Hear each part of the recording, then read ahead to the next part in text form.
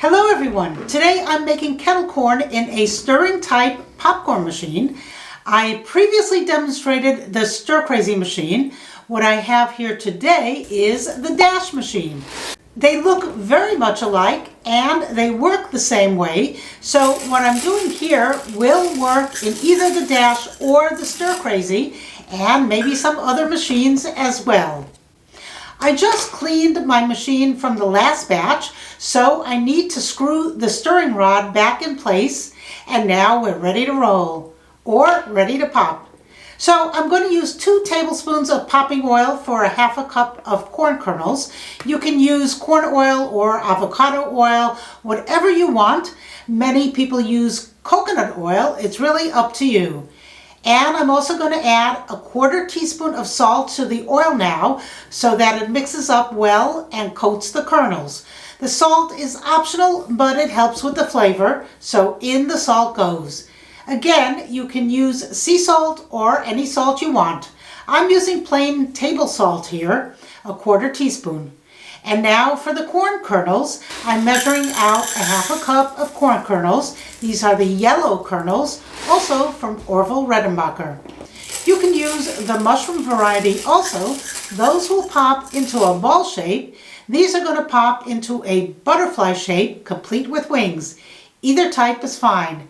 So now for the sugar. You're going to want to use half the amount of sugar as corn kernels. So since I measured out half a cup of corn kernels, I'm going to use a 1/4 cup of sugar here. Now I wait until I see the oil sizzling on the heating plate, or wait until 1 or 2 kernels pop so you know that the oil is hot enough, and then that's when I add the sugar, put on the lid, and wait. You can see the stirring rod is stirring the sugar around, and once it starts popping, some of the sugary oil will start to splatter up through the vents, which can burn someone and make a little bit of a mess. So I like to cover the vents with a small piece of paper towel. This way the popcorn can still vent, but the paper towel will keep any stray sugary oil from splattering up and out.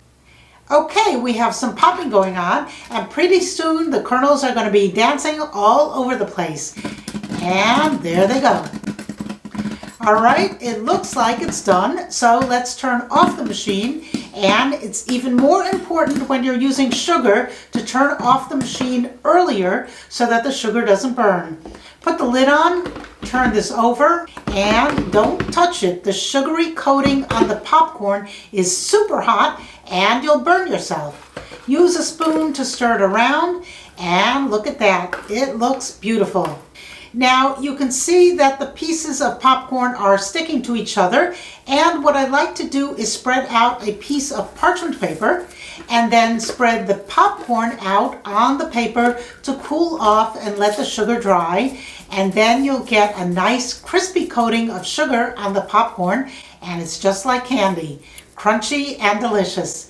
This is irresistible to anyone who has a sweet tooth, so make a couple of batches and wait to clean the machine until it's cooled off, or you'll burn yourself. It wipes out pretty nice and clean. No sticky mess. That is true for the stir crazy as well. The bowl will need a good soaking in hot soapy water, and before you know it, you'll need to make another batch. Bon appetit, and thanks for watching. Bye.